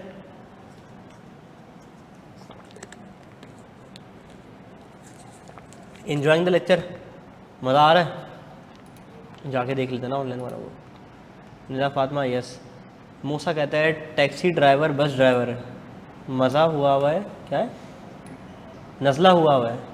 किसको नज़ला हुआ भाई? हमने नज़ले की बात की थी क्या? 257 पे वो भी। चलो खैर आगे बढ़ते हैं। नहीं, मुझे नज़ला नहीं हुआ भाई। चाय पीनी किसी को? चलो, मैं भी वैसे फॉर्मेलिटी के लिए पूछ रहा था। चलो आगे आ जाओ, 2 रह गए। ये देखो नखरे, ठीक है। बोलती नहीं, आप हमें बिल्कुल पसंद नहीं आया जी। नॉन एक्सेप्टेंस, ठीक है। और रिजेक्शन, और ये क्या है? Termination by counter offer. नहीं नहीं नहीं नहीं, ये वाली नहीं, वो वाली दो। किताबें बेच रहा है इसको। बोलती नहीं। ये लड़की इतनी खड़ूस क्यों है? यहाँ भी ये देखो मुंह बना हुआ है, यहाँ मुंह बना हुआ है, खुश नहीं रहती किसी हाल में। हाँ, revocation of an offer proposal, termination by non acceptance of rejection और रिजेक्शन। या तो उसने एक्सेप्ट नहीं किया, खामोश रही, या तो उसने एक्सप्रेसिवली क्या कर दिया होगा, रिजेक्ट कर दिया होगा। टर्मिनेशन बाय काउंटर ऑफर, उसने कहा कि मैं आपको यामाहा YBR 125 बेचूंगा। उसने कहा नहीं, मुझे यामाहा YBR 125 नहीं चाहिए, मुझे सुजुकी की 150 चाहिए। गरीब ही रहेगा, ठीक है। क्या यार, यामाहा कौन सी? R1। वैसे तुम्हें बाइक्स का आइडिया है? थोड़ा बहुत है। मुझे बताओ कि कितना, 2.25 लाख 2.5 लाख तक में कौन सी अच्छी बाइक आएगी? हाँ, यूज़ नहीं में तो फिर हाँ नहीं, 125 नहीं यार। अब्बू ने 110 ली थी सुजुकी, गिफ्ट की थी हम लोगों ने। चोरी हो गई ना, ये यहीं पे हुई। PTCL एक्सचेंज है अपना, ये PTCL एक्सचेंज गुलशन वाला निपा से पहले। तो यहाँ से सुबह ऑफिस जा रहे थे, 2 बाइक और उन साइड पे आके लगाई हैवी ट्रैफिक के टाइम में। बोला उतर, उतार के ले गए भाई। तो इसलिए 110 रिस्की। 110 लेकिन बहुत प्यारी बाइक थी, प्यारी बाइक, अच्छी बाइक है, लेकिन वो चोरी हो गई। तो अब मैं सोच रहा हूँ कि मैं कोई GD 150 रैप की या YBR 125 मुझे। हाँ हाँ, मेरे भाई ने ली थी 150, 2019 मॉडल लिया था, तकरीबन कोई साल हो गया उसको, 1.5 साल, 1.5 लाख रुपए की। अब तो वो भी ऊपर चली गई होगी उसमें। तो 70 120 की हो गई है? कौन सी भाई, चाइना की या होंडा की? नहीं यार, होंडा तो ऊपर ही होती है। हाँ नई की बात कर रहा हूँ, फिर भी चाइना की नहीं यार। मेरे पास सुपर पावर है, 2019 का मॉडल है। अल्लाह अकबर, और कुछ भी नहीं, अंदर से कचरा है, ऑनेस्टली कचरा है। मेरे पास खुद सुपर पावर है। तो मैंने अपनी पहली बाइक ली थी ज़िंदगी की, अम्मी को बड़ा मना के, क्योंकि मेरे घर वाले बाइक के खिलाफ, सबसे लाडला छोटा बच्चा हूँ। तो हर जगह ऐसे ही होता है यार, वालिदैन ना बड़े कंसर्न होते हैं अपने बच्चों को लेके। तो मैंने पहली मरतबा ना एक सेशन पढ़ाया 2019 में अपनी उम्र के बच्चों का। मैं 19 साल का था और मेरी जो ऑडियंस थी वो 18 साल की थी। ठीक है, लड़के लड़कियाँ भरे हुए थे क्लास में 30-35, और मैं इंटर की अकाउंटिंग पढ़ाया करता था। मुझे बहुत अच्छा आता था अकाउंटिंग पढ़ाना। तो घर में ट्यूशन पढ़ाता था और कोचिंग सेंटर में अकाउंटिंग पढ़ाता था। तो मैंने वर्कशॉप करवाई, और एजुकेशन इन कराची का एक पेज होता था, पता नहीं कैसे मैंने उसको भेजा कि मैं ये वर्कशॉप करा रहा हूँ, आप प्लीज़ इसको मार्केट कर दो। उसने फ्री ऑफ कॉस्ट मार्केटिंग के लिए बल्कि 1500 रुपये लिए थे मार्केटिंग के, उसने अपने पेज पर डाल दिया। अल्लाह की करनी ऐसी कि वहाँ से मुझे इतने मैसेज आए कि मैंने बोला आ जाओ 500-500 रुपये में, ठीक है 2 दिन वर्कशॉप कराऊंगा, फर्स्ट ईयर की भी सेकंड ईयर की भी। 30-30 बच्चे आ गए। जब 60 बच्चे आए तो 30-35 हज़ार मेरे वहाँ से बन गए। जब वहाँ से बने, बाइक उस वक्त 45,000 रुपये की थी, 45-47 रुपये की थी मैक्सिमम। तो कुछ जमा थे, कुछ अम्मी से लिए, मैंने बाइक ले ली। तो वो उस तरह से मेरे पास बाइक आ गई, वरना अभी बस में ही होता। ठीक है, लेकिन एक अच्छा सफ़र है। इंसानी ख्वाहिशात ना कभी पूरी नहीं होती, वो आगे से आगे बढ़ता है। जब मेरे पास कुछ नहीं था तो मैं बोलता अम्मी बस एक बाइक होना तो ज़िंदगी में सुकून हो। अब मेरे पास बाइक है तो मैं मतलब गाड़ी से ज़रा जा रहा है। तो फिर गाड़ी में भी इंसानी ख्वाहिश होती है यार, अब ये वाली, अब ये वाली। तो बाइक कभी ले ली, सुकून नहीं है, दूसरी बाइक चाहिए। तो इंसानी ख्वाहिशात ऐसी हैं, हज़ारों ख्वाहिश ऐसी के हर ख्वाहिश पे दम निकले। हाँ हाँ, ये मसला है यार, क्या करें। जानबूझ के मैंने ब्रेक लगाया, बहुत पढ़ लेते। सही है। टर्मिनेशन बाय नॉन एक्सेप्टेंस और rejection. An offer can be terminated if the offeree does not accept or outright reject it. यहाँ तो एक्सेप्ट नहीं किया, कुछ भी नहीं बोला, खामोश बैठा हुआ है। भाई YBR 125 चाहिए, भाई चाहिए, खामोश। तो खामोशी नींद में बंदी होती है ना, होती है नहीं होती, यही तो बताया नहीं होती है। ठीक है। अली ऑफर टू सेल इस phone to Ahmad for ₹20,000। Ahmad ने रिजेक्ट कर दी, बोला नहीं। ठीक है, so the offer is terminated. Sara offer job to Hina. Hina does not respond to the offer within given time, so the offer is considered terminated due to non acceptance. Termination by counter offer. An offer is terminated when the offeree makes a counter offer which is a new offer in response to the original offer. और counter offer करने से original offer क्या हो जाती है, बोलो भाई, cancel हो जाती है। एक कार डीलर ने ऑफर किया कि साद को गाड़ी बेचेगा 10 लाख रुपए में। साद ने रिस्पॉन्ड किया 9 लाख रुपए दूंगा। तो क्या हो गया इससे, ऑफ़र क्या हो गई, टर्मिनेट हो गई। क्या मेरी बात समझ आती है यार? अगर मैं तुम लोगों को थोड़ी सी बेच रहा हूँ, लेकिन ऐसा नहीं है, दिखाता हूँ। अभी हमने क्या पढ़ा, कि हम क्या पढ़ने जा रहे हैं, रिवोकेशन ऑफ एन ऑफर। अब आके अपने किस तरह लिखा हुआ है देखो, प्रपोजल बताया, ऑफर बताया, एग्जाम्पल दे दी, एडिशनल पॉइंट्स बताए, फिर एग्जाम्पल दी, फिर कम्युनिकेशन पर आ गया भाई, रिवोकेशन आ गया। देखो रिवोकेशन होती है बिफोर एक्सेप्टेंस। फिर ये बताई 4 बातें, कौन कौन सी, by the communication of notice of revocation, by the lapse of time, by failure of accepted to fulfil a condition, death और इंसैनिटी। 4 चीज़ें बताई, लेकिन विदाउट हेडिंग। अब मैं अगर अपनी किताब दिखाऊँ तो उसमें क्या है, विद हेडिंग बनी हुई है और हर चीज़ के बाद एग्जाम्पल है। अब देखो उसने 4 बातें लिखी और 4 एग्जाम्पल ले दी। अब तुम्हें नहीं पता कि कौन सी चीज़ किस एग्जाम्पल के साथ है, लेकिन अगर मेरी किताब से चीज़ पढ़ोगे तो उसमें क्या फ़ायदा है कि एक तो हेडिंग बनी हुई है, तुमने सिर्फ हेडिंग याद करनी है। यहाँ तुम्हें क्या याद करना पड़ता, पूरी लाइन, हेडिंग खुद बनानी पड़ती। लेकिन यहाँ क्या हो रहा है, हेडिंग बनी हुई है और सिर्फ कंटेंट याद रखना अंदर का, एग्जाम्पल साथ साथ दे रहा हूँ। यानी कि हर हेडिंग के नीचे उसकी एग्जाम्पल, 2 एग्जाम्पल। आई कैप में एक है तो मेरे पास 2 हैं, और वो 2 एक उससे एक अलग है। आई कैप की एग्जाम्पल अलग है, मेरी एग्जाम्पल अलग है, क्योंकि आई कैप की एग्जाम्पल को मैंने आगे प्रैक्टिस क्वेश्चन में यूज़ किया हुआ है। अच्छा, इसके अलावा दूसरी चीज़, ये कितनी है, 4, मेरे पास कितनी थी 6।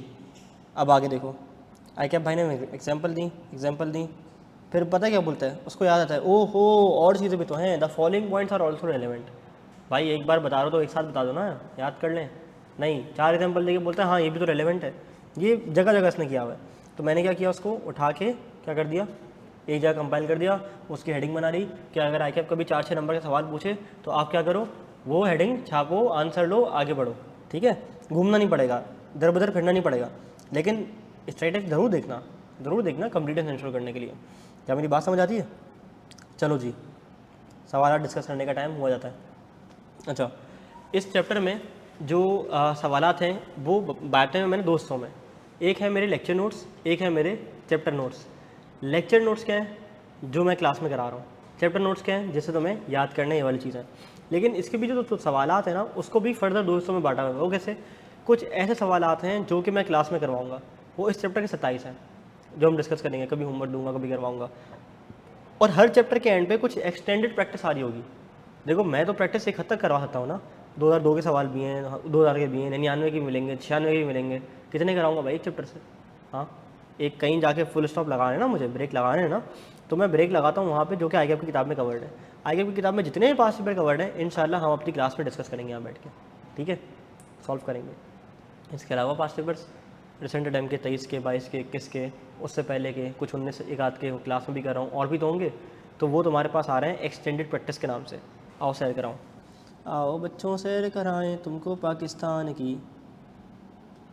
ये रहा, ये देखो, ये जो डब्बे में सवाल आ रहा है ना, ये है कॉन्सेप्ट रिव्यू क्वेश्चन, यानी कि उस कॉन्सेप्ट के सवाल जो हमने कॉन्सेप्ट पढ़ा है। अच्छा, इसके अलावा इसके पास आएंगे हमारे पास सोल्यूशन, जिसमें एग्जामिनर कमेंट मार्किंग स्कीम जगह जगह आ रहा है। इसके बाद आएगा एक्सटेंडेड प्रैक्टिस। एक्सटेंडेड प्रैक्टिस में मैंने नोट दिया हुआ है, क्या नोट दिया हुआ है कि भाई साहब ये वो प्रैक्टिस क्वेश्चन है जो कि आगे की किताब में कवर नहीं है, लेकिन फिर भी हमारे लिए क्या है, काबिल इज्जत है। ठीक है, इसको हमने क्या देनी है, थोड़ी इज्जत देनी है, और ये सवाल सॉल्व करना है। इसमें एग्जामिनर कमेंट मार्किंग स्कीम सब शामिल होगा। चलो जी, सवाल नंबर 4 पढ़ो और बताओ क्या आंसर होगा।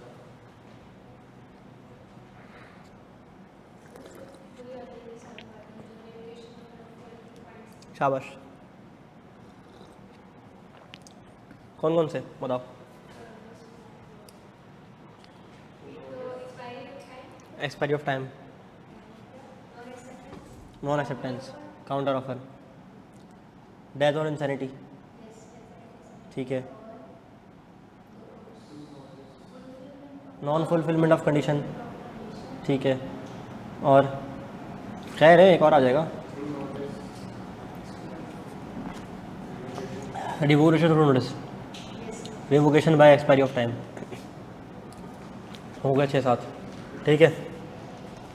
अब इसकी क्या आंसर दिखाने की ज़रूरत है? नहीं, वही है ना जो ऊपर पड़ा है। हाँ, 35% हिस्टोरिकली इतना रहता है कि 30% ना इस तरह के पेपर आते हैं। और मैं आगे बताऊंगा भी कि पेपर को अटैम्प्ट किस तरह करना है। इस तरह से अटैम्प्ट करना होगा कि पहले जो रट्टे वाले सवाल हैं वो कर लो, ताकि स्ट्रेट मार्क्स निकालो, इजी मार्क्स निकाल लो एमसीक्यू के साथ, फिर केसेस कर लो, ठीक है। चलो सवाल नंबर 5 पढ़ो।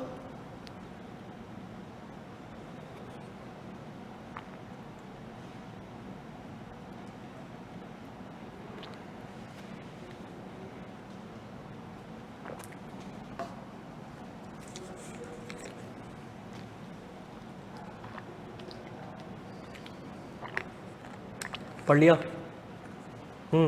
डिस्कस करें। Aslam offer to sell car to Shahid for 2 million. Aslam ने शाहिद को कहा कि मैं तुम्हें अपनी गाड़ी बेचूंगा, कितने की? 20 लाख रुपए की। शाहिद ने कहा मुझे कुछ और वक्त दो ताकि मैं सोच सकूं, और असलम भाई मैं आपको बता दूंगा अगर मैं इंटरेस्टेड हुआ। Later on the same day Aslam ने कॉल की। हाँ भाई शाहिद भाई ने उनको क्या बताया? शाहिद ने बोला भाई मैंने अपना चेंज कर लिया mind and the offer is no longer available. Aslam ने कॉल की और शाहिद ने उसको बताया। असलम की कॉल समझ गया, एक्सेप्ट करने वाला है। शाहिद ने बोला हाँ भाई offer is no longer available. क्या बच गया या नहीं बचा? बच गया। क्यों? क्योंकि उसने एक्सेप्टेंस नहीं दी। पक्का पढ़ लें इसका आंसर? चलो इसका आंसर पढ़ेंगे पहले। अच्छा वो देख लो पहले वाले का, revocation by offeror, rejection by offeree, acceptance non its prescribe manner, non fulfilment, passing of time, death और इंसैनिटी, काउंटर ऑफर। अच्छा ये हमने भी नहीं पढ़ा है, इलीगलिटी और डिस्क्रिप्शन ऑफ सब्जेक्ट मैटर, कि अभी हम आगे जाके पढ़ेंगे इसको ना, मैं स्टार बना लेता हूँ, ठीक है, कि अगर सब्जेक्ट मैटर ही इलीगल हो जाए, लेकिन वैसे मैंने पढ़ाया हुआ है कि अगर कोई ऐसी चीज़ बेचने का हमने वादा किया हो जिसके ऊपर सब्सिक्वेंटली हुकूमत ने पाबंदी लगा दी, तो वो क्या हो जाएगा, कॉन्ट्रैक्ट ऑटोमेटिकली टर्मिनेट हो जाएगा। याद है कल मैंने एक मिसाल दी थी, किसी चीज़ की दी थी, कुछ भेजा था तुम्हें और कहा था कि हुकूमत ने पाबंदी लगा दी, याद है, तो उससे भी ऑफर मेरी ख़त्म हो जाएगी। वो मैंने ऊपर डिस्कस नहीं किया, लेकिन आगे अपने क्या आंसर में, ठीक है। चलो जी, offer can be revoked before acceptance by the offeree. Aslam revoke कर सकता है, क्यों? क्योंकि शायद भाई ने उसको एक्सेप्ट किया नहीं था। आ जाओ आगे, एक चीज़ सेल करने जाएंगे कि इसका कितना देंगे, तो ये इन्विटेशन टू एन ऑफ़र है। अब वो बच्चा मेरे ख्याल बैठा हुआ भी है, यहाँ भी है, तो मैं यहीं रिप्लाई कर देता हूँ। हाँ बिल्कुल, अगर तुम मार्केट में कोई चीज़ ऑफ़र करने जा रहे हो कि इस तुम सामने वाले को इस नियत से वो चीज़ दिखा रहे हो कि सामने वाला तुम्हें उसकी बोली लगाए, तो तुम क्या कर रहे हो, इनवाइट कर रहे हो सामने वाले को कि वो ऑफ़र दे, तो ये इन्विटेशन टू एन ऑफ़र है। यहाँ भी चला गया, क्लास में भी चला गया, हर जगह चला गया था, ठीक है। चलो जी, सवाल number 6, Azam at an auction, ये ऑक्शन बार बार आ रहा है हमारे पास। Give the highest bid to buy Babar के goods, he withdraws the bid before the fall of a hammer. वो ऑक्शन में क्या होता है, हैमर लगता है, ठीक है, यूँ यूँ भाई लॉक हो गया, ठीक है, वो 3 दफ़ा लगता है, एक, ठीक है, 20 करोड़, 20 करोड़, कुछ नहीं बोला, पीछे बोला 21, हाँ भाई रुक गया, फिर 21 करोड़, 21 करोड़, फिर फाइनली 21 पे लॉक, अब आपको लेना पड़ेगा, तो हैमर बजा ही नहीं था। तो ऐसा होता है। वैसे मेमना कोई है यहाँ पे, मेमना है यहाँ पे? नहीं है, ठीक है, वहाँ भी तो ना ऑप्शन होता है। नहीं वाकई पहले होता था, लोग कहते हैं कि नहीं होता है, ऐसा नहीं पता, उधर भी ऑप्शन होते हैं वैसे। चलो जी आगे आ जाओ। Can Adil revoke his offer in the following cases? Number 1, Adil proposes by a letter sent by post to sell his house to Jazib. Jazib intend to accept the offer but has not posted the letter of acceptance. Jazib ने तो अपनी acceptance communicate की ही नहीं, तो क्या Adil revoke कर सकता है, हाँ या ना? हाँ पक्की बात है। आपको क्या लगता है? ठीक है, आपको क्या लगता है, रिवोक कर सकता है? हाँ हाँ आपसे पूछ रहा हूँ, समझ में नहीं आ रहा, यही तो मैं आपको कह रहा था कि जो है आपको कुछ समझ नहीं आएगा, ठीक है, आपको शायद मुश्किल भी लग रहा होगा कि क्या मुश्किल बातें हो रही हैं। मुश्किल नहीं है, ठीक है, कुछ मुश्किल नहीं है, नथिंग इज़ डिफ़िकल्ट। आप पहला लेक्चर लें, उसमें हमने ऑफ़र को बड़े ज़बरदस्त तरीके से समझा था। ऑफ़र समझ आ गई तो फिर आगे कहानी आसान है आसान नहीं है, आसान है ना? किसी को लग रहा है मुश्किल, लग रहा है किसी को, लग रहा है, मुझे भी नहीं लगता। चलो जी, Adeel proposes by letter send by post, लेकिन इंशाल्लाह अल्लाह के हुक्म से कोई मुश्किल चीज़ भी होगी ना, उसको इतना आसान करके पढ़ेंगे कि मेरी बात कहना और आपके लिए सुनना आसान हो जाएगा। चलो जी, Adeel proposes by letter send by post to sell his house to Jazib. Jazib ने लेटर पोस्ट कर दिया है एक्सेप्टेंस का, क्या अदील वो कर सकता है? नहीं, क्यों? देखो मुझे बताओ कि मेरे जहन में भी सवाल आया था, मैं तुम्हें लेटर भेजा, ठीक है, 15 दिन बाद तुम्हें मिलेगा, तुम्हें मिल गई ऑफ़र, तुमने मुझे जो है क्या किया, एक्सेप्टेंस का लेटर भेजा, ठीक है। अब जब तुम मुझे लेटर का एक्सेप्टेंस का निकाल दिया और फिर मेरे पास वो रास्ते में था, 7वें 8वें दिन में था, और मैंने रिवोक की, तो पहले किसका लेटर पहुँचेगा, तुम्हारी एक्सेप्टेंस का या मेरी रिवोकेशन का? एक्सेप्टेंस का पहुँचेगा ना, जब तुमने एक्सेप्ट कर लिया तो फिर क्या होगा, रिवोक नहीं होता। हाँ बिल्कुल, ये बहुत जजमेंटल हो जाएगा, लेकिन हमारे लिए सिंपल सा रूल है कि अगर एक्सेप्टेंस कम्युनिकेट हो गई है तो हम जो है ना वो नहीं वो कर सकते हैं। आगे हम एक्सेप्टेंस पढ़ेंगे। अच्छा, इसने ना आईकेप की किताब ने एक चीज़ लिखी हुई थी, इसी के साथ साथ ना वो पढ़ा रहा था कि एक्सेप्टेंस की कम्युनिकेशन कब कम्प्लीट होगी, ऑफ़र की एक्सेप्ट कम्युनिकेशन कब कम्प्लीट होगी, तो मैंने कम्युनिकेशन वाला पार्ट ना हटा दिया। अभी मैंने सिर्फ रखा है ऑफ़र को, essentials of N offer, revocation on offer. अभी हम इसके आगे जाके पढ़ेंगे कम्युनिकेशन ऑफ एन ऑफ़र। देखो शायद नीचे ही आ रहा होगा, कम्युनिकेशन ऑन ऑफ़र। पहले हम कम्युनिकेशन ऑफ ऑफ़र पढ़ेंगे, बल्कि नहीं हो गया, कम्युनिकेशन ऑफ ऑफ़र हो गई है। एक्सेप्टेंस पढ़ेंगे, फिर उसमें हम पढ़ेंगे कम्युनिकेशन ऑफ एक्सेप्टेंस क्या होगी, कहाँ होगी। चलो जी, सवाल number 8, Amir offer to sell cycle to Ghalib and keeps the offer open for 10 days. उसने कहा 10 दिन तक ऑफ़र वैलिड है, कभी भी आके ले जाना। गालिब ने बोला नहीं भाई नहीं, 3 दिन हो गए। उसने बोला नहीं भाई नहीं, चलो मैं नहीं ले रहा। बाद में गालिब का मूड बदल गया, क्या गालिब ले सकता है? हाँ, गालिब फिल्म देखी आपने? गालिब क्या अपना मूड बदल सकता है? नहीं बदल सकता। क्यों? रिजेक्ट कर दिया था। अब क्या, अगर गालिब भाई को गाड़ी चाहिए, साइकिल चाहिए, तो फिर क्या होगा, क्या करना पड़ेगा? ऑफ़र दोबारा नई ऑफ़र करनी पड़ेगी। ऐसा ही है, बिल्कुल ठीक बात कही आपने। Wajid offer to sell a farm to Hamid for ₹1000। 1000 रुपये में फार्म बेच रहा है भाई, मुझे भी दे दे। हामिद ने बोला नहीं 950। वाजिद ने मना कर दिया, बोला नहीं भाई 950 कोई नहीं, 1000 में ले लेना, वो ना दरवाज़ा बोला बाहर चले जाओ। सब्सिक्वेंटली हामिद ने 1000 ऑफ़र कर लिया और वाजिद ने एक्सेप्ट ही नहीं किया। क्या वैलिड कॉन्ट्रैक्ट है? किसी ने एक्सेप्ट ही नहीं किया।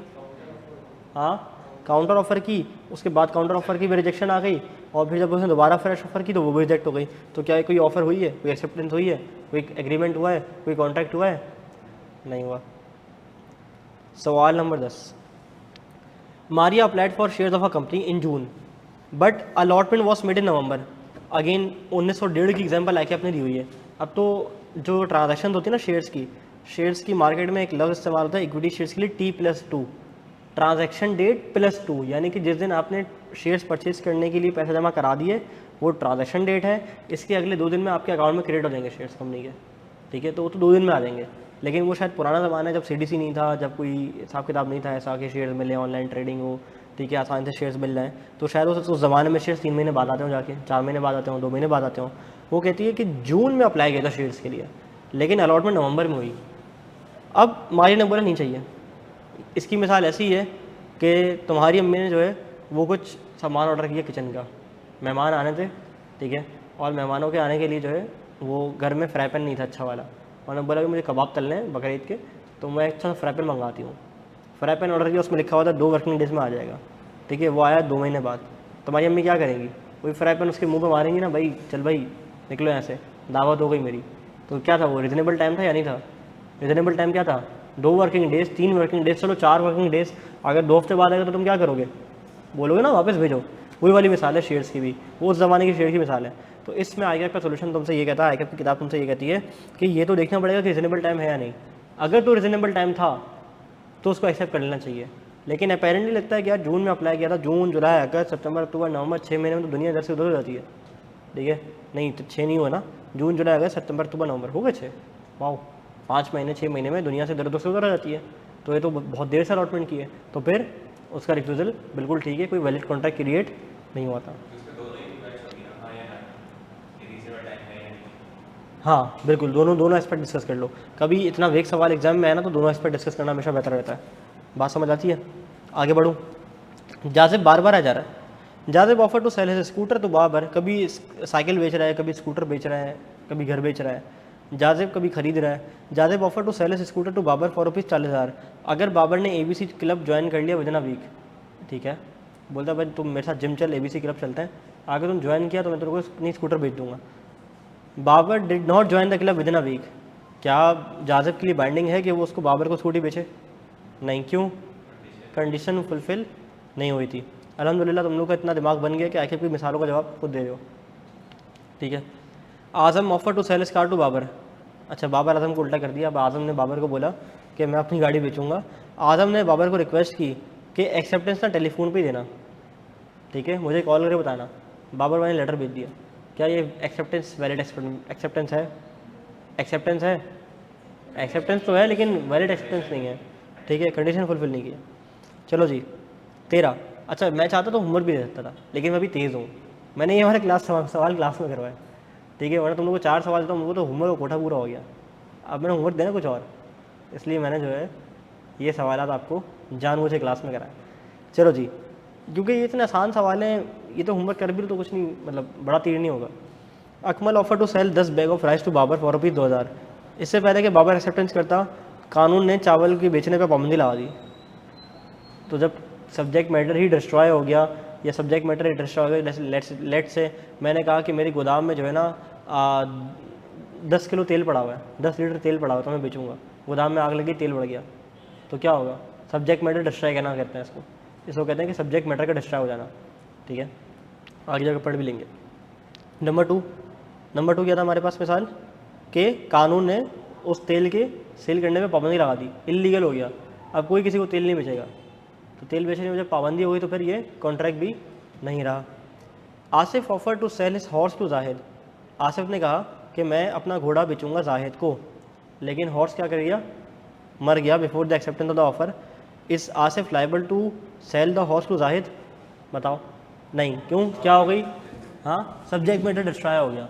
इस पर एक बड़े मज़े की जो है ना, वो एक बंदे ने वीडियो बनाई थी, वो मीम बनाता है वीडियोस कि ना उन्हें क्या नाम है, आशिर नाम है, क्या नाम है, तो उसने कहानी सुनाई कि एक कमरे में जो है ना वो एक घोड़ा था और एक बकरा था, ठीक है, एक घोड़ा था और एक बकरा था।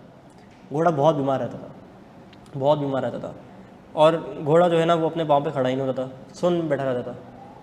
और डॉक्टर को दिखाया, सारे एक्सपर्ट्स को दिखा दिया, सब ने बोला कि घोड़ा अब अपने पाँव पे खड़ा नहीं हो सकता। ये बकरा सब सुन रहा था, सारे मंजर बकरा देख रहा था। बहुत जो है वो कोशिशों के बाद भी घोड़ा ठीक नहीं हो रहा था। बकरे ने सुन के जो है घोड़े को समझाने की कोशिश की कि भाई शायद खड़ा हो जाए, लेकिन वो फिर भी खड़ा नहीं हुआ। एक दिन मालिक ने जो है वो डिसाइड कर लिया कि मैं अपने घोड़े को क्या दूंगा, जहर दे दूंगा, ठीक है। मालिक बाहर गया और दोस्तों के साथ जहर लेकर आया कि मैं अपने घोड़े को जहर देने जा रहा हूँ। जब ये बात बकरे ने सुनी तो बकरे ने घोड़े को कहा कि उठ जा, उठ खड़ा हो जा, वरना ये तुझे मार डालेंगे। ये सुन के घोड़ा क्या करेगा, खड़ा हो गया, बल्कि खड़ा ही नहीं हुआ, उछलने लग गया और टहलने लग गया। जब मालिक वापसी आया तो मालिक ने देखा कि मेरा घोड़ा तो बिल्कुल ठीक हो गया है, इसमें तो जान आ गई है। तो उसने खुशी के मारे अपने दोस्तों से कहा आज सबको बकरे की दावत मेरी तरफ से, ठीक है। तो कभी कभार जो है इंसान को दूसरों के लिए इतना नहीं सोचना चाहिए कि उसके अपने प्रोग्राम तबाह बर्बाद हो जाए। बात समझ आती नहीं आती। चलो आज की क्लास को यहाँ रखते हैं, इंशाअल्लाह अगली क्लास में मुलाकात होती है। अस्सलाम वालेकुम वरहमतुल्लाह।